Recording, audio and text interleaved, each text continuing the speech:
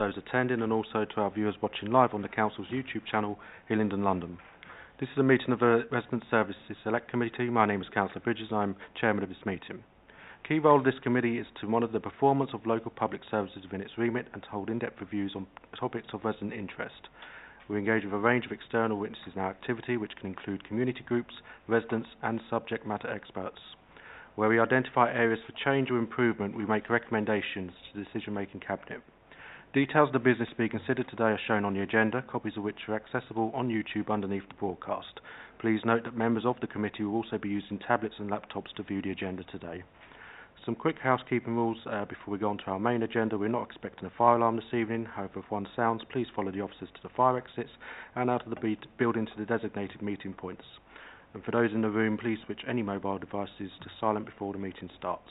We also have resident feedback forms available on YouTube underneath the broadcast and also in the room here this evening. We go on to our main agenda. Apologies for absence, please. No apologies, Chair. Thank you very much. Item 2, declaration of interest in matters coming before this meeting. Are there any? I can see no indications. Item 3, to receive the minutes of the previous meeting, pages 1 to 8. Are there any? Thank you very much. I can confirm that all business this evening will be discussed in Part 1. There are no Part 2 items to be considered, which moves us on to Item 5, which is the Select Committee Terms of Reference update. I don't believe there's anything to be discussed in it other than to note it, if we're happy to note the new. Thank you.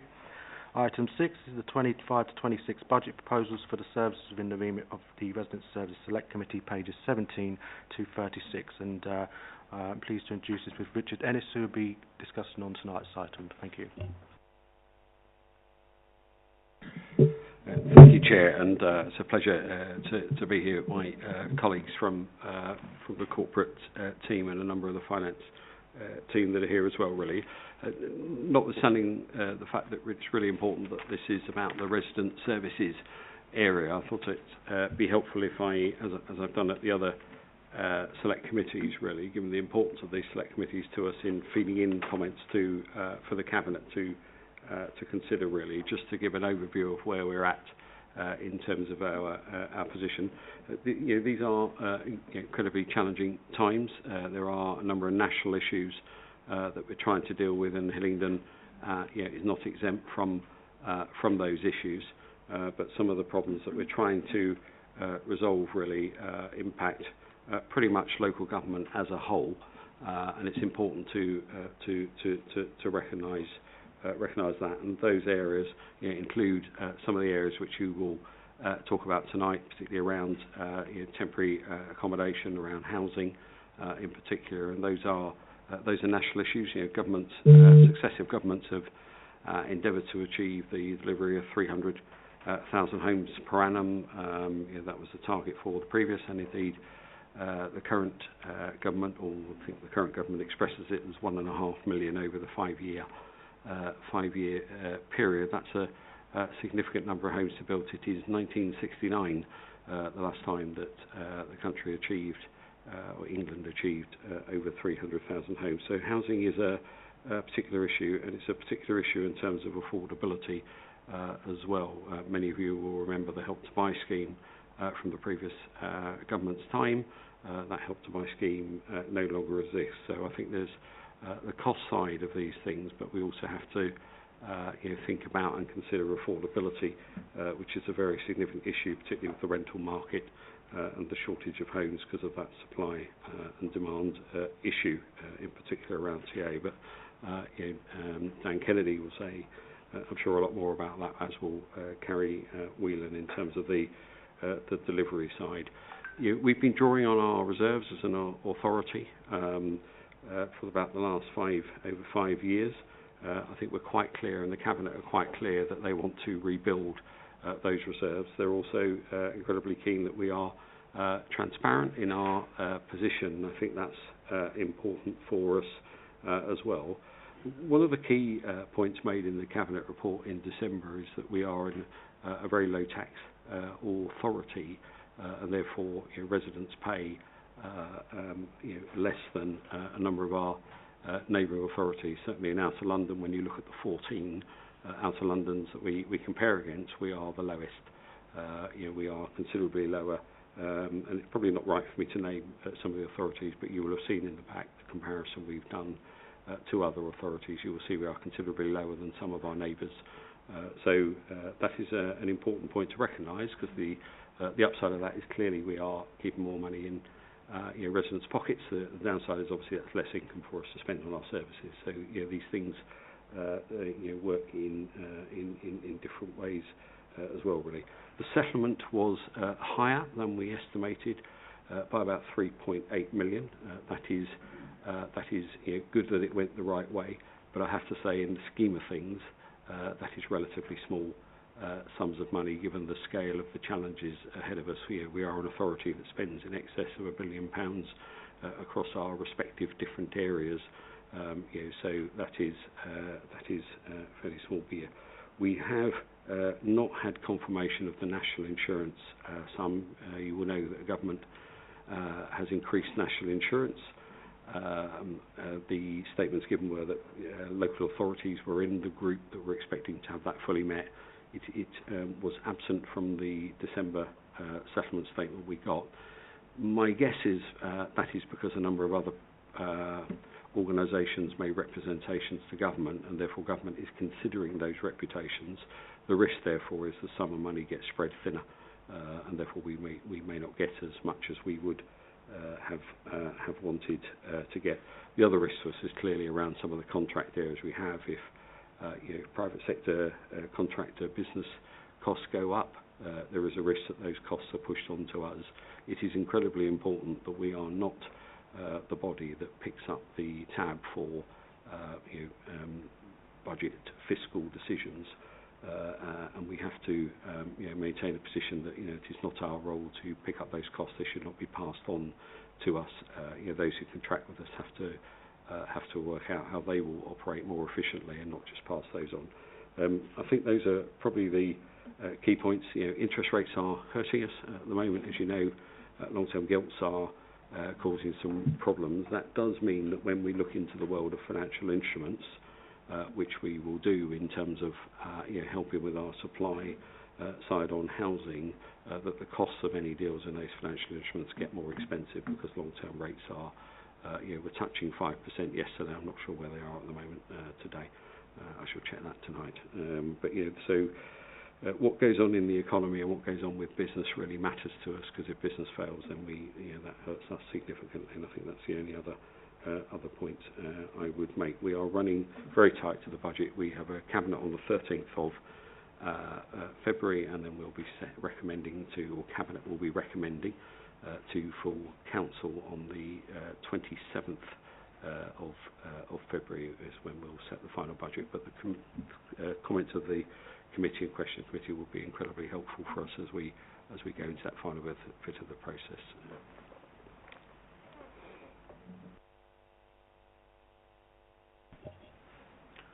Thank you, Richard. Are there any other officers wishing to comment before I go to questions? Yep. If I could just jump in, and I'll hand over to Carrie. I just wanted to say one particular point, just to build on what Richard was saying. It was about temporary accommodation and the pressures on homelessness. And I do want to, I don't know, we've spent some time looking at the service response. In line with many other local authorities, Hillingdon is experiencing considerable pressure on its homelessness services. We've seen a 24% increase per annum in demand in housing inquiries every year since the pandemic. We've seen 30% increases in temporary accommodation rates for private sector accommodation. That's in line with London. London reporting 32%. And at the same time, over the last 5 years, we've seen a 40% reduction in the ability to access the private rented sector accommodation. And the other important point on the private rented sector is the point about affordability that Richard raised, is that just 5% of all private rented properties in the borough, the rent levels are actually met by benefit rates. So that means 95% require some form of subsidy or people to be working to effectively afford them. And so the collective impact of all of that is that we've seen significant pressure this year, and it sort of started last year in line with other boroughs. So this year's budget position, month 7, was a forecast of 5.7 million overspend on the homelessness budget, and there are actions in the budget proposals for 25-26 onwards to address that, and that will include accelerating our supply programme, because I think the very clear picture is now we've got to take charge of our own supply, certainly for the next 2 to 3 years, and build up the pipeline programme. And at this point, I'll ask Kerry just to say a few words about some of the plans that we're putting in place. Thank you, Dan. Thank you, members. In terms of the housing delivery, I'm sure you'll see in the report there's quite a significant amount of capital outlay in terms of how do we build our housing delivery programme here in Hillingdon. And so we are doing we're looking at a number of measures to do that. We have a number of our own housing development sites that we are looking to bring forward over the next year. We've already got the Hayes regeneration programme, as you know, delivering, and we're looking at some proposals to actually accelerate that programme and probably look to deliver more affordable homes through that site to help us with the current sort of crisis that we've got. And also looking at how we acquire properties quickly through proposals so that we can build our stock much more quickly whilst we look to deliver our own delivery through our own land supplies. So, you know, the strategy that we're now moving into will look to see quite a considerable increase in properties, you know, about sort of 800, 900 over the next 4 years, so that we can actually start to build a supply that assists us with that whole housing situation. So much more strategic approach to how we're doing it. Obviously that will include quite a considerable amount of capital injection into that, but bear in mind as well we have the GLA that provides us with funding, particularly for affordable housing opportunity, and so hopefully we should be able to secure a considerable amount of grant funding as well to assist with that. So hopefully that helps Dan in terms of the housing delivery ideas that are coming forward. Just in terms of the rest of the place areas, you'll probably see from the report some of the areas that we'll need to have quite a good review of and keep an eye on will be obviously the demand-led growth that we're seeing coming through waste services. So again, we need to look at the proposals there, make sure that we understand how that demand affects us in Hillingdon over the years. As a result of that, you'll see from the proposals we've put in some growth in relation to waste, particularly bear in mind population increases that we haven't perhaps taken into account as considerably before, and also the inflation on the levies that we receive. And then obviously some of the other areas that we're looking at in place is around a total sort of review of parking strategy. So again, what will come out of that is how we can look to not just look at sort of things like fees and charges and how we're dealing with that, but also look at how we might utilise car parks. Are they being used as well as they could be? If they're not, are there other alternative opportunities we can look at in terms of using those assets? So a combination of looking at a parking strategy against also a land asset strategy, and how we get better, if you like, value for money from those assets that we have. So very brief overview for you, but happy to take questions. Thank you much. Andy, do you wish to comment? Thank you, Chair. So I was just going to give a quick overview of the report. So in here we've got the revenue monitoring position for month 7, which reported an £8.9 million overspend for the council. So Dan's already picked up on the TA point. The remaining pressure in the services within the remit of this committee is mainly related to the imported food office and pressures from Brexit changes in that area where it was previously grant funded and those grants have ceased.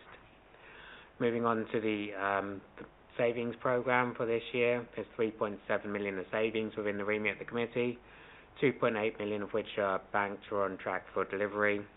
0.9 million of the savings are currently being recorded as red, which means they may have a problem with delivery. Within that balance, 0.3 million relates to the golf delivery model, 0.2 million from trade waste services, and a further 0.2 million of fees and charges with a number of smaller items. Moving on to the medium-term financial strategy, the consultation budget presented a saving requirement for next year of 39 million, with savings identified of 32.6, leaving a residual gap of 6.4 million. So within this, there is the main driver behind this is corporate items, adding 37.3 million to the council's running costs next year, which are a result of a rebasing exercise, looking at addressing historic deficits within the budget and unwinding savings that have failed to deliver, with demographics and inflation adding a further £16.9 million to that requirement. Looking at services within the remit of this committee, these services are forecast to increase by 7.7 million next year from demographic growth. 5 million of that relates to homelessness and 1.6 million from waste services, with a number of smaller items. Then a further 2.8 million is required to fund inflation, which nearly all of that relates to the forecast pay award of 3% for next year. Following the Star Chamber process that ran through the autumn, consultation budget presented a saving programme of 65.2 million, with 32.6 million of that being required next year. Services within the remit of this committee are forecast to deliver 8.5 million of savings over the NTFS, with 6.6 million of that being required next year. So the largest savings within the remit of this committee include 3.6 for a number of measures aimed at reducing homelessness support costs, 0.9 million from parking revenue income, and a further 0.3 million from planning income, with a number of smaller savings as set out in the appendix to the report. Moving on to capital programme budget over the NTFS is for 341.6 million, 17.1 of which relates to services within the remit of this committee. So we have 7.5 million to fund green spaces equipment, which will ultimately help us to reduce the revenue running costs for the service, with a further 7.5 million available for the Chrysalis programme, 1.6 million for shopping parades, and 1 million for the playground replacement programme. Finally, moving on to the HRA revenue account, the MTFS sets a balanced position for 25-26 and throughout the 5 years, maintaining balances at £15 million. With us utilising the CPI plus 1% in rent increase, with this helping to fund an increase in stock by 1,669 properties over the 5-year period, with the additional rental yield ultimately being put back into the HRA to fund the capital programme, the developments and acquisitions, and the works of stock budget, which will maintain and improve the quality of existing stock. Thank you, Chair. Thank you very much. We'll begin with questions now, starting with Councillor Gohill, please. Thank you, Chair. I suppose my question for anyone or everyone, I guess, and that's how much do you think the provisional local government finance settlements has affected our budget for the year going ahead? And because this report is sort of within the remit of resident services, I'll direct it a bit closer to the homelessness prevention grant specifically, which, as you know, has the government's essentially asking us to have a 49% ring fence, which sort of forces boroughs to shift from TA to prevention. How is that impacting us, given the figures that you've given us? I think Dan, you mentioned 24% increase over the last year or so. Perhaps if some or multiple people can comment on that, that would be quite helpful. Thank you. Shall I jump in on the temporary accommodation point? So the ring fence is that 49% of the grant, in terms of almost half of the grant, must not be spent on temporary accommodation costs. So, in other words, exactly as the Councillor said, we need to be spending the grant to get people out of temporary accommodation or to prevent them being placed. I have already modelled that, and I don't anticipate us having any issues with that. We have a high demand for private rented sector accommodation, which we can use the grant towards subsidising the kind of market and benefit rates. So I don't anticipate any problems. Some local, this is where this has come from. Some London boroughs are using 60, 70, 80% of their current grant to fund the cost of temporary accommodation, and we're not in that position. Councillor Gohill, would you like a supplementary? Just if there's any other part of it that maybe anyone would like to comment on and the impact that might be having on our budget. Yep.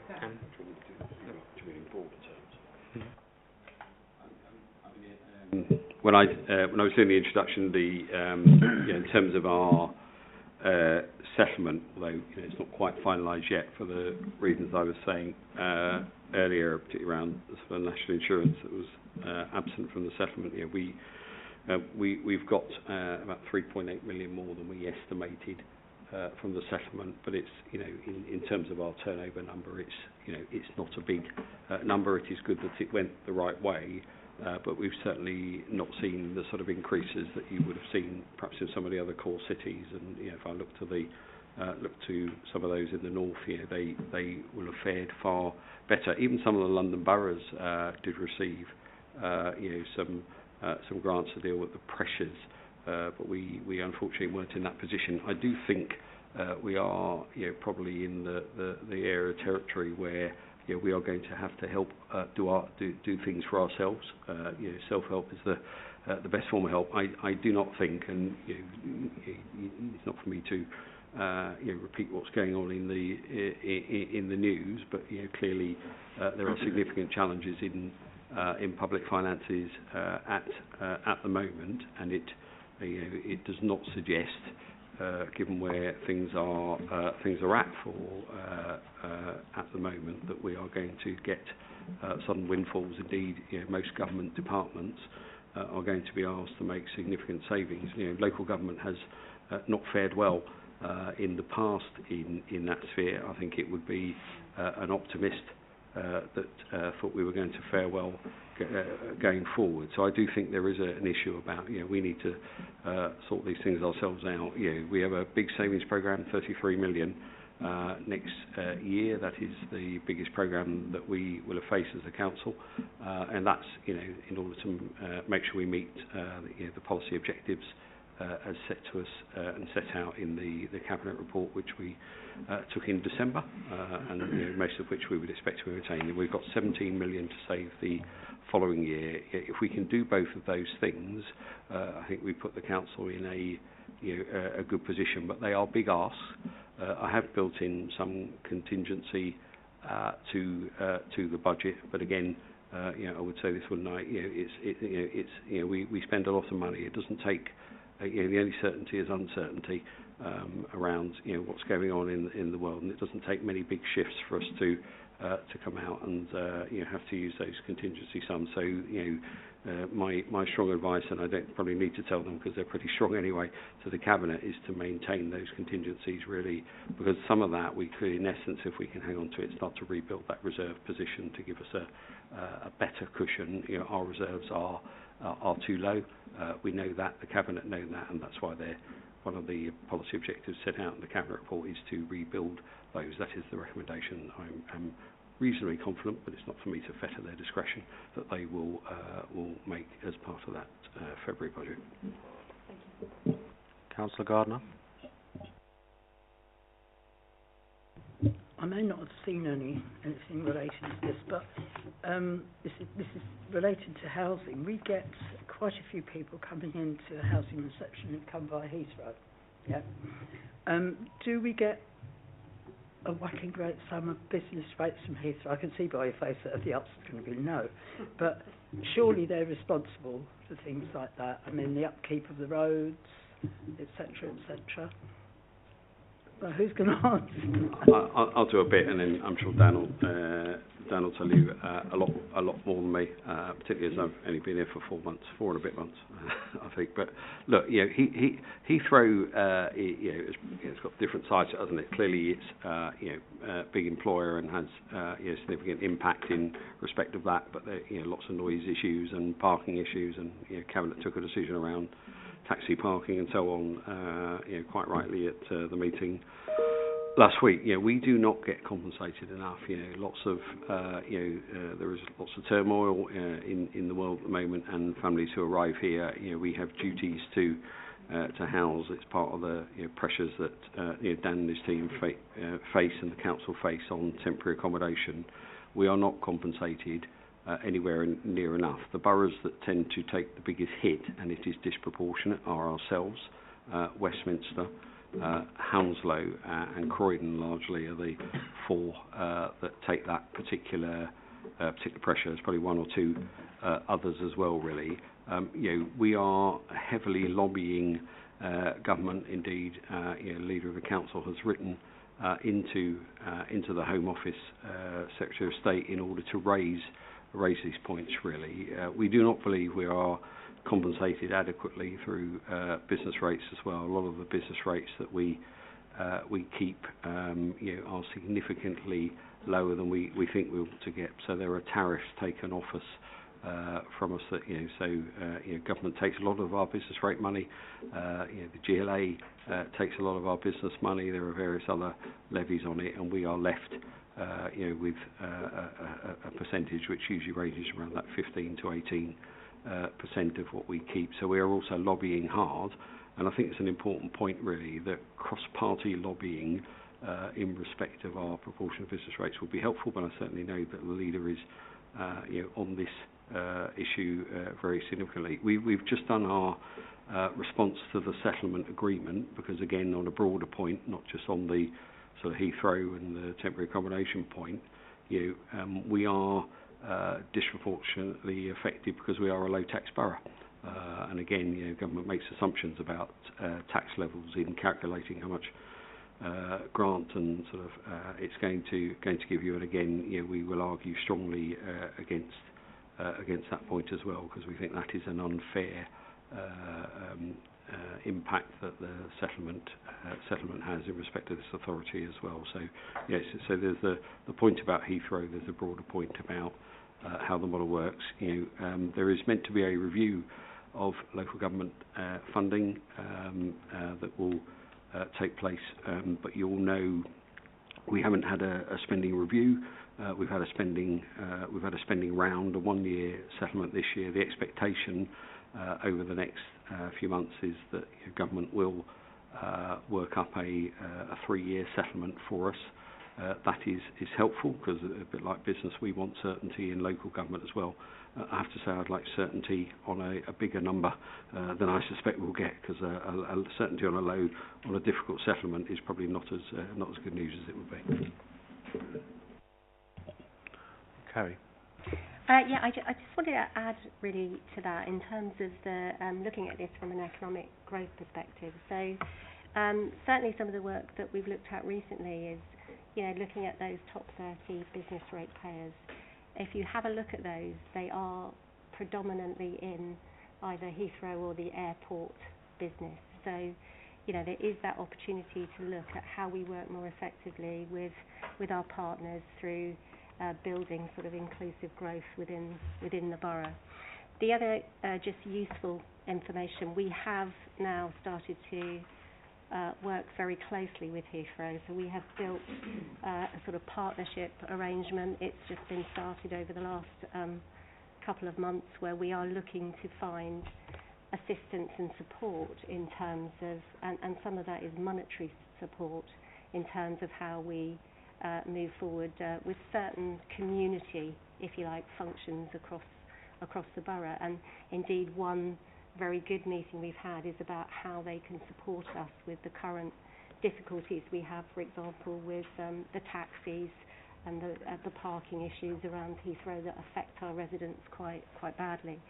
So what is quite useful is that the meetings that we've had seem to suggest that they have funding available that they would support in a partnership way on some of our sort of community-led projects. And so I think if we can start working closely with them over the next year, again, it's another sort of innovative, if you like, avenue that we haven't yet explored. Councillor Garner, do you wish to have a follow-up? No, but I've got another question. Yep, go ahead. I asked for how many people that have presented as homeless, and over the last 12 months there was 5,528, 3,739 closed. I want to know what you mean by closed. Is that we've got them somewhere, or just get out? And there are 1,790 open cases, which means that there are families or individuals that we have to house in the near future. And okay, it's great that you're doing the regeneration of Haystown, the Haystown development, and Avondale, but I just wonder, 1,790 is going to increase, is it not? And I just wonder how we're going to cope with that. Thank you, Councillor Gardner. So in terms of the demand that's coming through, I mean, it is high, you're right. It's well over 100 100 inquiries every single week. We're doing lots to really give people, our residents, information about their options, but also what we can do to help. I mean, obviously, one of the things we can do to help is offer advice, signposting, but many people who are looking for affordable housing aren't actually eligible or meet a threshold for us to assist them. So what we do is provide them with information about estate agents, charitable organisations for further advice, and really what their options are realistically. And and I do need to be open and honest with the committee. For some people, many are working. Their options are to live, to be frank, further away from London and have to have a longer commute into work, which isn't, I realise, ideal, but it is a realistic option for lots of people. For those people who do actually trigger eligibility for some assistance, then we will step in. We will allocate a caseworker, and what we do first and foremost is everything possible to try to prevent a homeless situation progressing. So it can include mediation, negotiation, sometimes paying off rent arrears using discretionary housing payment options as well. So sometimes people just need assistance, which is a one-time fix or a short-term intervention. For others, though, who are at risk of losing their accommodation, threatened with homelessness, such as, and about 50% of those that do progress to a homelessness case are as a result of them losing their private rented sector accommodation. And those are the ones where we need to step in and either negotiate a new tenancy with the landlords, or we find alternative accommodation. And if we can't, unfortunately, in the time that we've got remaining, then we do need to look at temporary accommodation as a not ideal, but clearly a shorter term intervention to avoid somebody being street homeless. But I do agree with you. I think the pressures on, all the introductory points are made about the pressures on affordability and supply means that this, I think, unless the market changes and it's not, the signs are that, with borrowing rates increasing, the cost of borrowing increasing, then actually that's going to continue to put a squeeze in the market, and that's the challenge we have. And if I look into my crystal ball, I don't see this disappearing, this challenge, for the next 2 or 3 years at least. Councillor Davis. Thank you, Chairman. With the rumours of Labour stopping the right to buy, have we seen an influx in sale of our properties? I remember last time I asked you this question, we lost about 50 housing stock a year. Have we seen an influx? And if so, are we prepared for that? Very good question, and the answer to that is yes. All boroughs in London have seen a massive spike in applications for right to buy from existing council tenants. It doesn't mean, of course, that they will actually proceed to a purchase. But I think the reality is, we've gone from 50 a year completing. Not all of these will complete, but we've had about 400 applications. Now that will completely, we expect, fall off a cliff from this point onwards, because the discount has fallen away considerably, and we are working our way through those 400. But some other boroughs have had 800, 1,000 applications. What is interesting, though, and this may be the opportunity, and I'm talking to Richard's team about this, there is clearly an appetite for home ownership amongst a number of our existing tenants. So there may be another opportunity where, and there are other schemes that landlords offer, including ourselves, which is something called a cash incentive scheme, where you can relinquish your tenancy in exchange for a cash lump sum, which you can use as a deposit to go and buy a property in the private rented sector, and that in the private market. But that works very well for some families, particularly if they can work in a much more agile way. They might want to move to the north of the country, and their money will stretch a lot further. Okay. Councillor Davis, you have a supplementary? Yeah, so Just put your mic on, please. it is on, it's just the light's not working. It is on. So our housing stock to build next year is I think from the report is 209 properties. Out of them 400 applications, if say 200 come through, how is that going to leave us with housing stock? Are we going to be looking to increase our build for next year to bring it up to 400? If it's 200 out of the 400, are we looking to increase to 409? And what's the rental impact going to do on the budget? So in terms of those 200, because they're not available, they're kind of locked in because they're currently being used, we won't actually feel the loss of those in terms of them not being available for homeless households. But if we do run an incentive where they can relinquish their tenancy, then that's actually a benefit to us. But they won't, obviously, if it's a right to buy. But in terms of the loss of income, I mean, on 200 properties out of 10,200 currently, it won't be huge. There'll be some impact, but we won't feel a huge impact in terms of the rental stream. Okay, thank you. Any other questions from members? Councillor Cool? Thank you, Chair.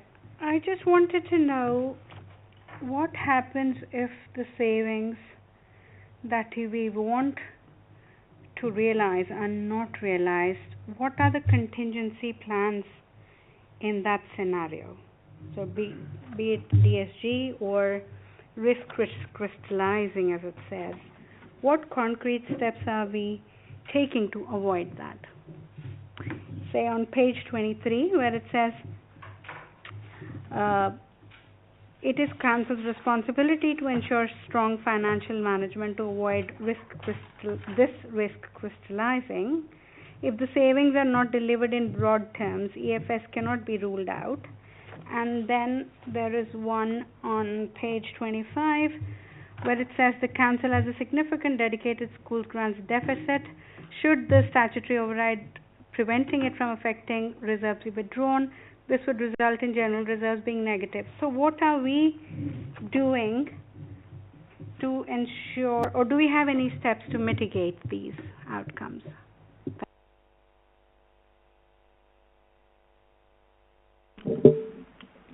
I mean, so what I would say, I mean, I'll do it with the DSG and then I'll go back and pick the other ones up. So DSG, outside the committee's remit anyway, but I'm all right, so as not to be look as if I'm avoiding the question. There is a statutory override. It's there until the end of March 2026. The expectation is that government will extend the statutory override. Indeed, the Office for Budget Responsibility have made a written statement that the only way this can be resolved is at a national level. It's the same point I made earlier. These are national issues that Hillingdon is dealing with, as are many other authorities. So the expectation will be the statutory override will be extended. Otherwise, we and many others would be in an incredibly difficult place. That said, negative reserves on balance sheets are not things that are healthy place to. But it is outside the remit committee. But to answer the question, I said earlier on, one of the things is it's incredibly important. And certainly in conversations with the cabinet leader and the cabinet who we work really closely with on the budget, is about delivering and making sure we are frankly planning ahead on delivering these savings. When they're due on the 1st of April, some places get themselves in trouble because they don't start the planning what they're going to do until that time. We are doing that as early as we can to make sure that we hit the savings target. As I said to you before, it's the highest savings target we will have to deliver in the history of the council. That's not unusual. When we've also got reserves, and we've also got some contingency built into to the budget. I would always want more. That's a given, but we do have that position. Our reserves, as I said, are too low.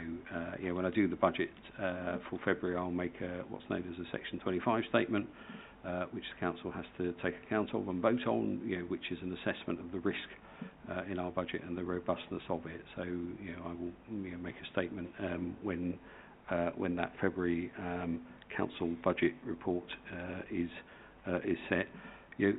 We've got to get the culture right as well.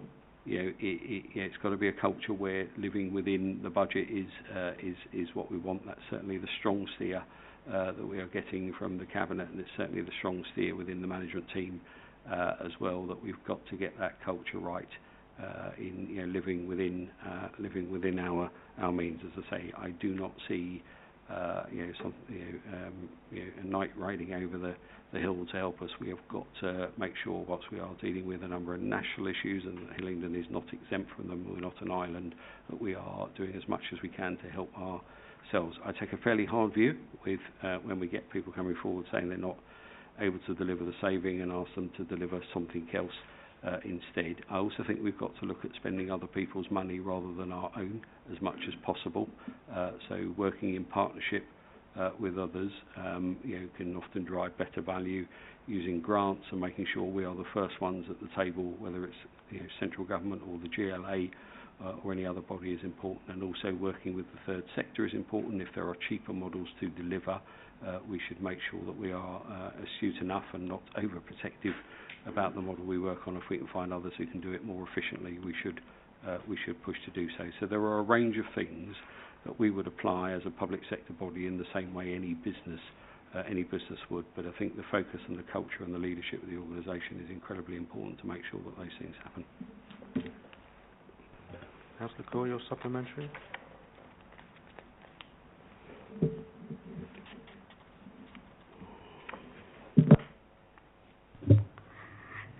Yes, please. Thank you very much. I just, in terms of savings, would also mean where it says additional capacity or expert capability, a lot of reviewing and restructuring. Can we assure residents that it won't mean compromising on the quality of services? Because we have residents, like I have residents coming to me saying that when they try to reach council for something, well, it's good it's digitized, but then there is no human interaction. While we're trying to save resources, it's not giving residents what they want. So how do we ensure that when we are reviewing, transforming, restructuring, the quality of service to residents is not impacted? Thank you.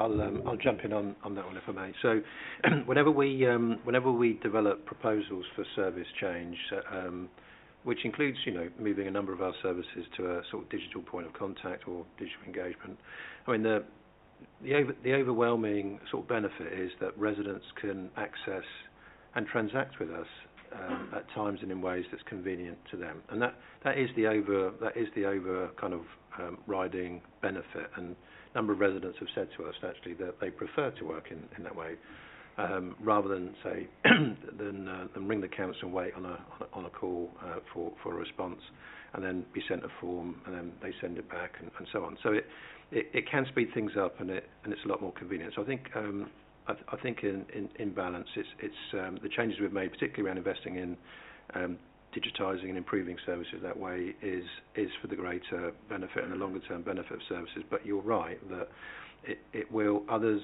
in our communities will require more support. So we do offer a number of programs at our libraries to support residents to improve their digital skills, and for some resident groups, we do offer outreach services and support to access services as well.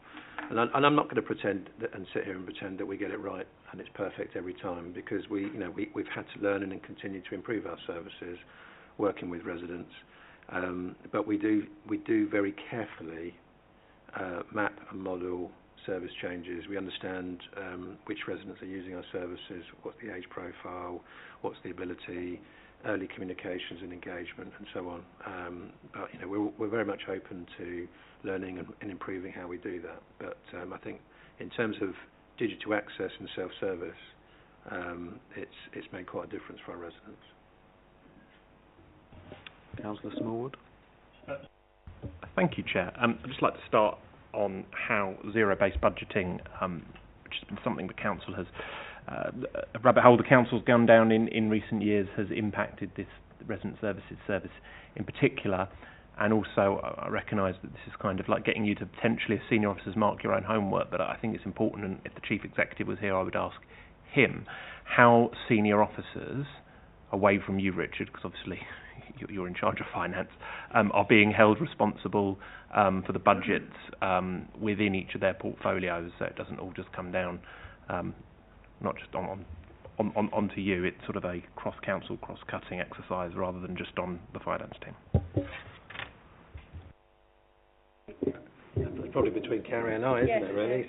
So I'll start, and then Carrie will I think the expression is knock it in the back of the net, isn't it?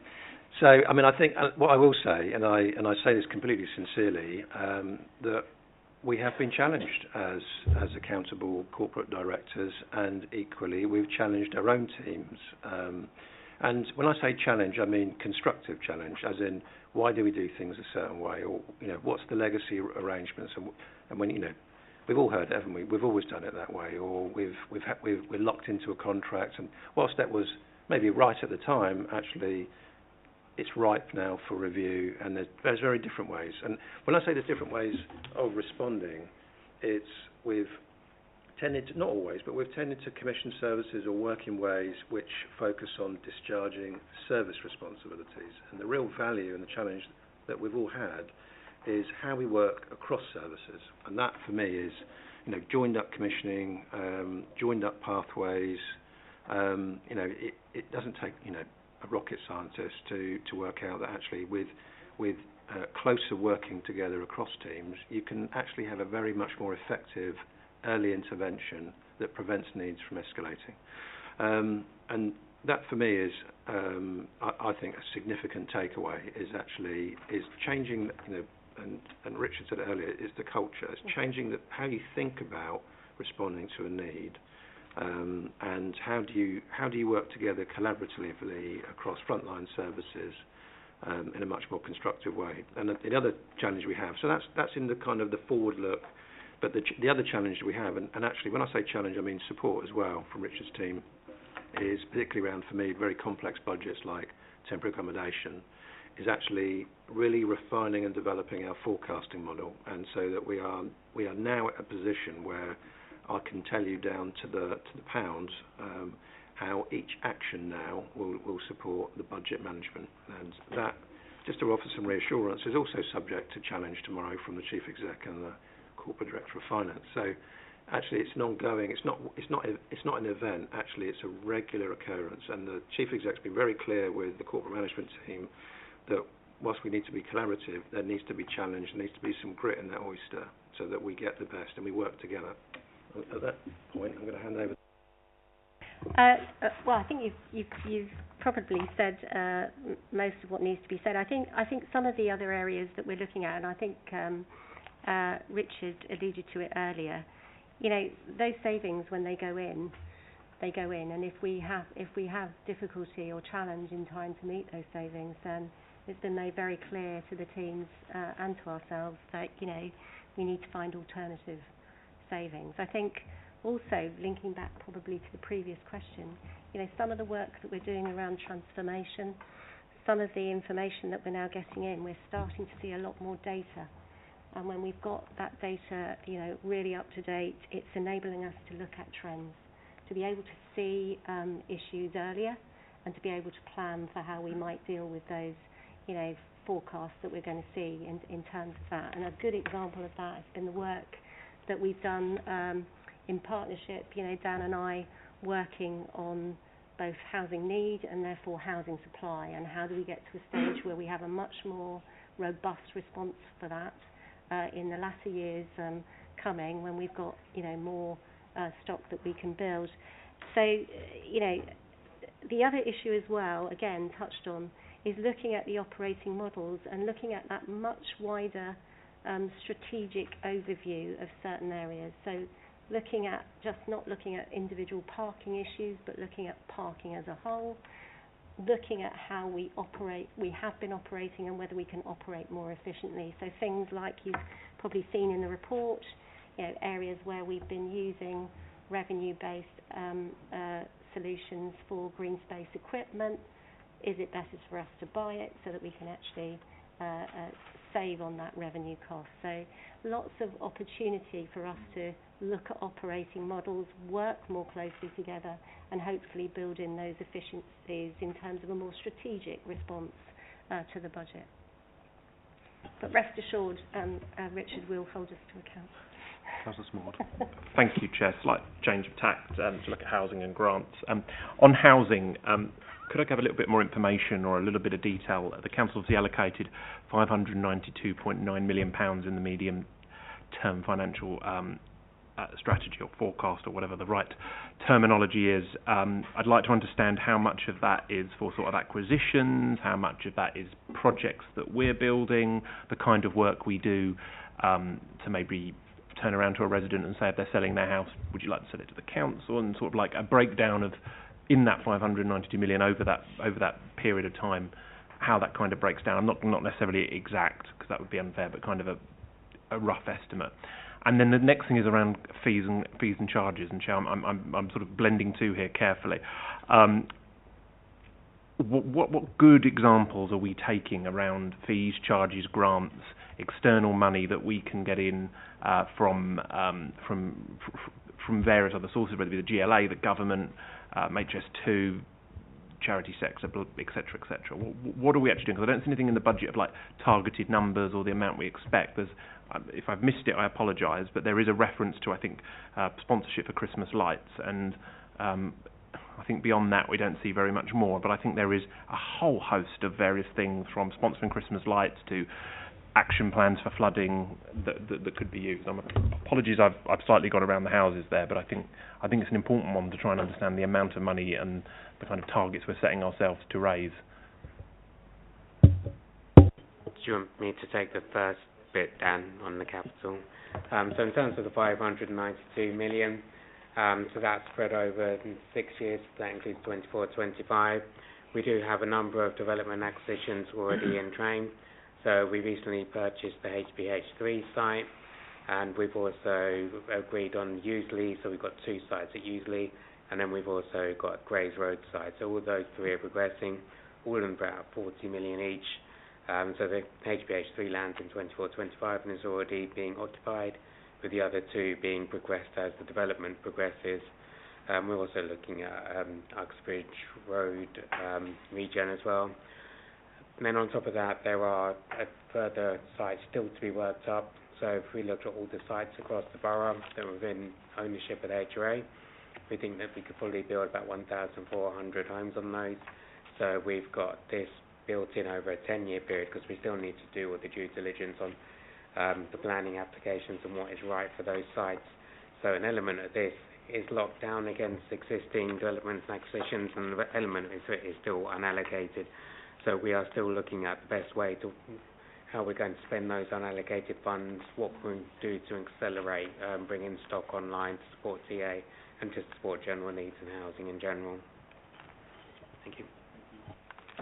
Councillor Farley. Oh, sorry, apologies. Go on. No, it's okay. If that's enough, please. Do you wish to have further information? Sorry, apologies. It would just be handy to get a little bit of information around when we're applying for grants. Are we setting targets? How much money do we aim to get from grants? I realise there is a whole plethora of grants we can apply for, from support with, temporary accommodation all the way through to HS2 money to help get a car park resurfaced. But it would be handy to know how we're setting targets, because the only one I can find that's explicit in the budget is Christmas lights, which is great, but there's a bit more than that to be hammered away at. So shall I come in and say something about that? So there is a real drive to look at available grants to us and to be a bit more proactive around grant applications. What I will say is over the last year we've been incredibly successful with the relationship we've created with the GLA. And so in terms of our housing grants, we are finding that we are getting some record numbers coming in on housing grant activities. So we had a couple of sites, certainly the HP H3 GLA funding that we got for that site. So purchasing a site, which I think was about 40 million, we got 20 million of that in grant activity. And in fact, that was the first time across the country that anybody had been able to secure that level of funding against an acquisition. So we set the precedent. It's now one that's being used by other boroughs to do that. I think that the whole approach to the GLA funding is that if you can show that you can deliver, and can deliver some innovative ideas, then clearly they will keep looking to you to deliver. So that's our, housing strategy, if you like, in terms of the new delivery programme. We've actually got, therefore, in relation to that, about another sort of 4 sites that we want to look at, 4 major sites, to develop out some of that housing delivery. So again, a very strategic approach to how we're doing it, and a lot of that dependent on the fact that we need to secure grants, and in some of those areas we would like to secure grant up to about 50% of the overall cost. So again, very strategic approach to it, and obviously looking through, trying to deliver quickly as well. So again, making sure we have set programs on how we deliver it, making sure again we work to those programs and we deliver on time, because as you know, when you're looking at capital expenditure type activity, one of the key, or 2 of the key areas, is deliver on time and deliver within budget, because time is really of the essence in terms of big development activity. And just to pick up as well on the sort of fees and charges aspects as well, a lot of the work we need to do around fees and charges is just review a lot of parameters. So if you looked at things like parking fees, we have a number of all separate tariffs. We need to understand the usage of our parking and where places are used, where they're underused, how we can deal with delivering more income through other measures, like working in partnership with other organisations that may want space within car parks, because it makes sense to use car parks for alternative uses. So again, all of that, and making sure that we're delivering in a more strategic sort of alignment rather than ad hoc looking at individual sites, I think is where we will deliver more efficiencies but also more income. Councillor Farley. Thank you, Chair. And thank you for the work you've done on the report. The first thing I'd like to ask about is the consultation of the budget with the public. Do we have, was it another week or so before it ends? I'm curious to know whether or not it's consistent with previous years, whether or not, or who's responded, what kind of feedback there is so far, if there is any, sort of geographic locations, who's responding, these sorts of things. If that information is available, I'd be keen to understand that, please. You. Yep, thank you. I'll take that question. So the consultation closes on the 26th, I believe it's, of January, so it's the last Sunday of the month.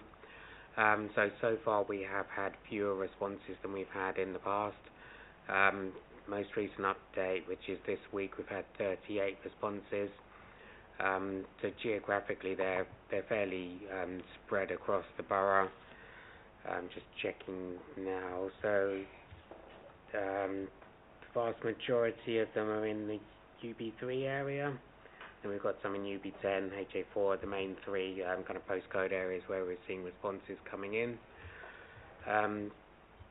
Updates so far, we're seeing fairly consistent in terms of satisfied, unsatisfied, understanding value for money, and feeling well informed. So we will be pulling this all together, which will go to February Cabinet as an appendix to the budget report.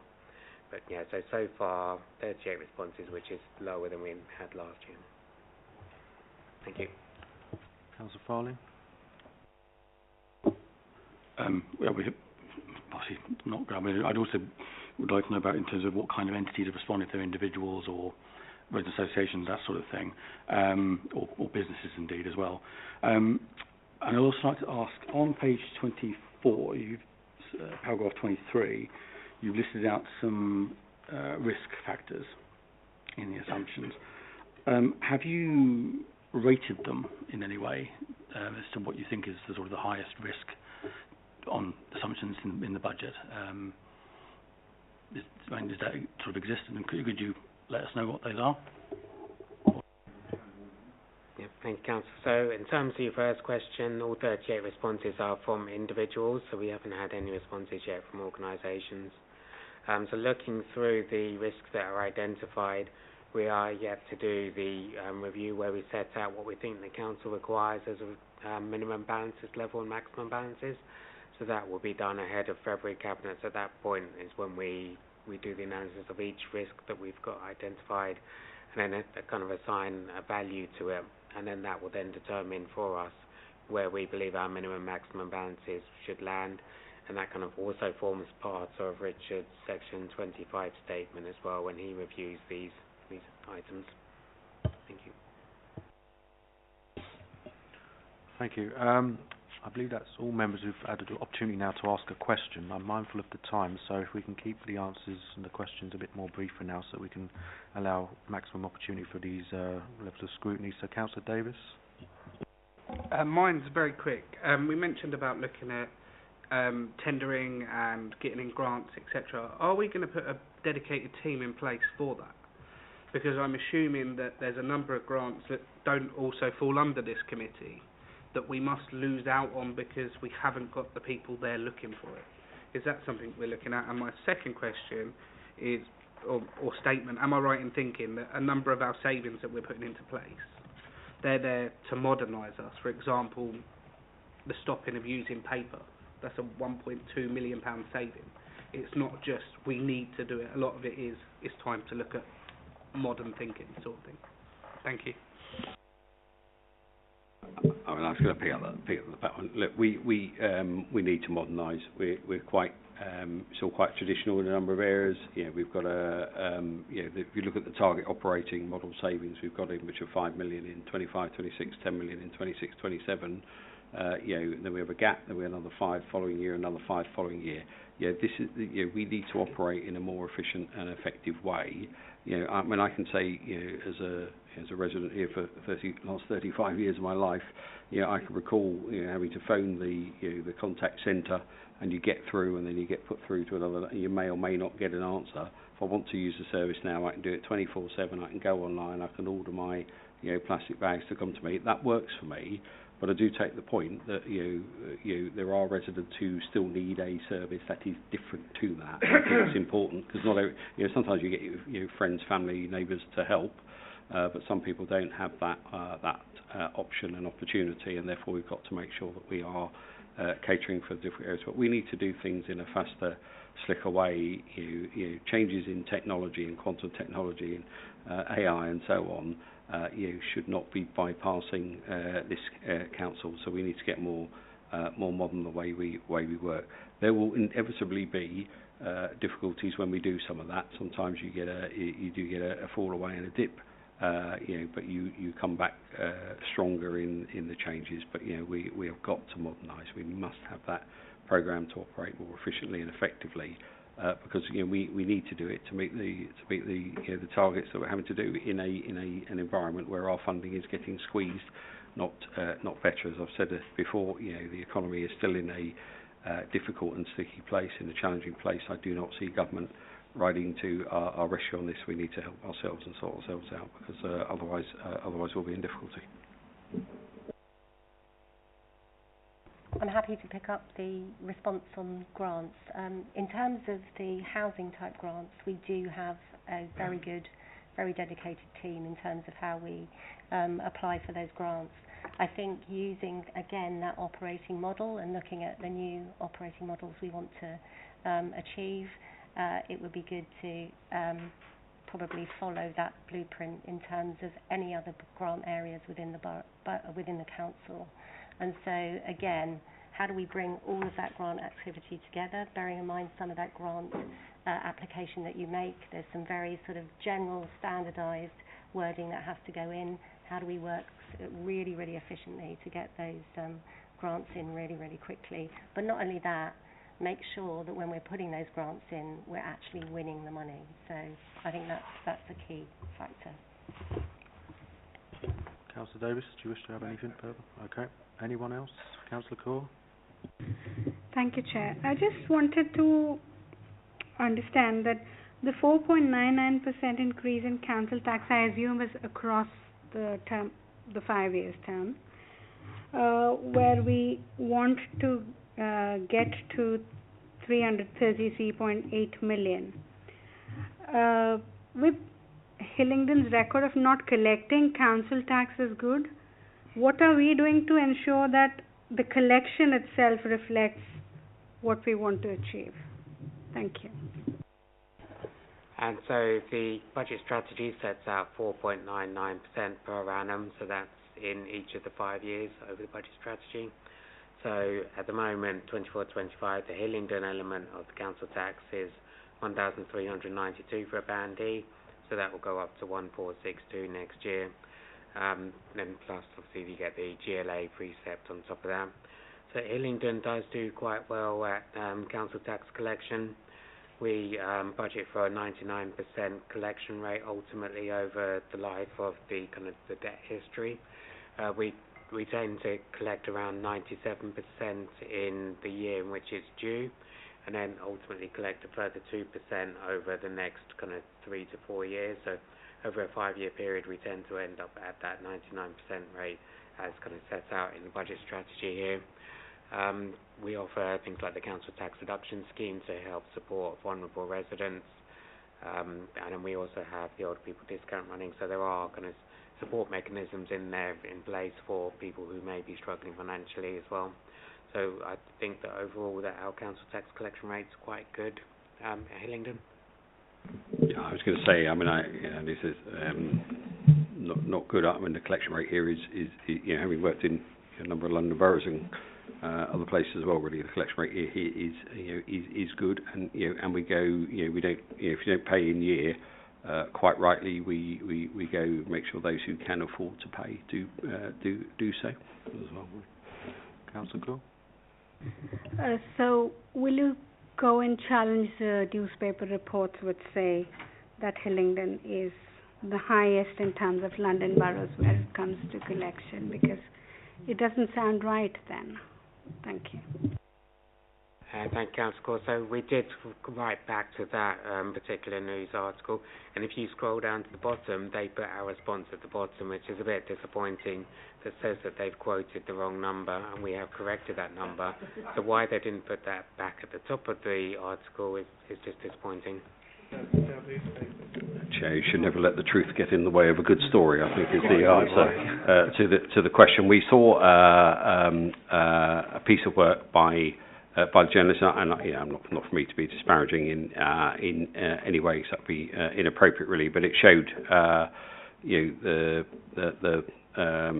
authority which had the largest arrears being Liverpool City Council. Second worst was Birmingham City Council. We are clearly not in that sphere. Liverpool Council is doing an incredibly good job now, I think, trying to get itself out of the difficult situations it's been in. I say that as someone who is a best value inspector appointed by Michael Gove at the time to endeavour to help them. Birmingham is the largest council in Europe. The figures they used for this council were just incorrect. And we did go back to them and point that out, but and they put a footnote. It's just not the right information.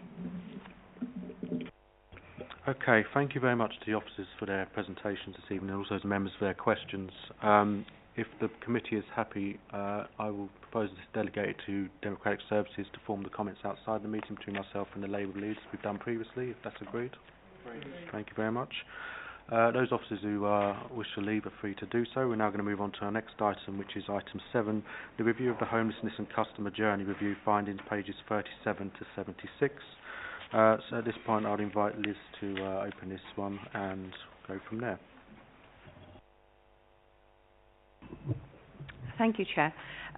So members will see in the pack that you have all received that we have now managed, in consultation with the Chair and the Labour Lead, to pull together some recommendations further to our review of homelessness and the customer journey.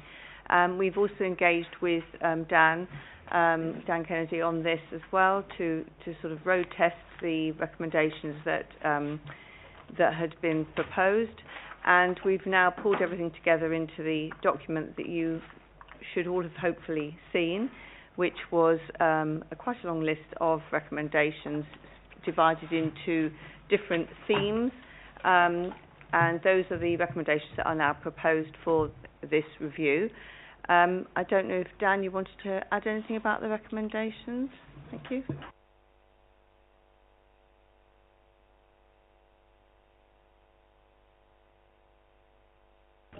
Dan, is your mic on? Sorry. So in terms of the, thank you, Chairman.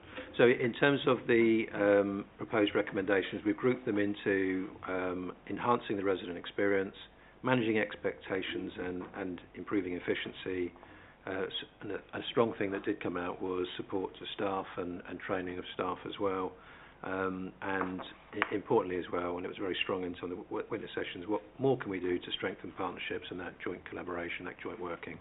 And then there are sort of component parts of those themes which are which with are very specific recommendations which allow the committee to receive a report at a future date with an update, and there's no kind of ambiguity about what's required and whether or not it will be delivered. So I think we've worked on very smart recommendations, so that will be the basis of reporting, monitoring, and updating the committee in the future. Has members seen these recommendations? Because I just want to make sure, is it worth reading them out with those watching online? But if you're happy to note them, then we can note them. But okay, yep. In which case, that was very straightforward. I wasn't expecting that. I would just take the opportunity to... Oh, Councillor Farley, go on. It's not really a question. I just wanted to thank officers Liz and Dan for the time that they gave, and to Chair as well. That it was good to see that there was, as a result of the witness sessions, a lot of crossover in thought. So I just wanted to thank officers, put that on the record. Thank you. Councillor Gohill, you indicated. I didn't see. Just a quick question. It's on. Sorry. It was just about kind of holding this council to account on these points that have been made. Is there any kind of how often is this? Do we have to bring it back to this committee to review, or do they review it in themselves? Is it built into KPIs, that kind of thing? Just a quick question surrounding that, if we can get a bit of clarity. Yes, sure. So the process for any review done by a committee is that it would go to Cabinet, and it would allow a period for it to be settled in and implemented, and after a year it would come back to the committee for review. I've actually followed this up with Liz in regards to the empty property premium, which we did as a review, I think, last year. We're due to have that back. So that's one example of a review we've done previously, where it would come back to the committee for further scrutiny to see how it's been implemented based on what we've recommended. And that would be the case for this one as well. If there is no one else indicating, I would just go on the back of Councillor Farley's comment and again thank the officers for their contributions, and of course our witnesses who've come in over the course of this review for their value input, and indeed for the Labour Lead in working with myself to form these recommendations outside the meeting. Unfortunately, officers as well.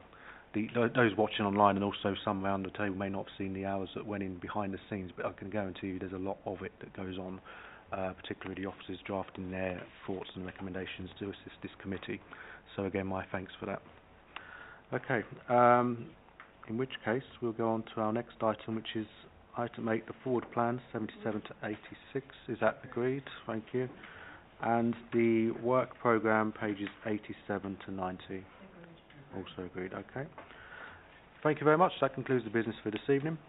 Thank you for your attendance, and I look forward to seeing you all again at the next meeting. Good night.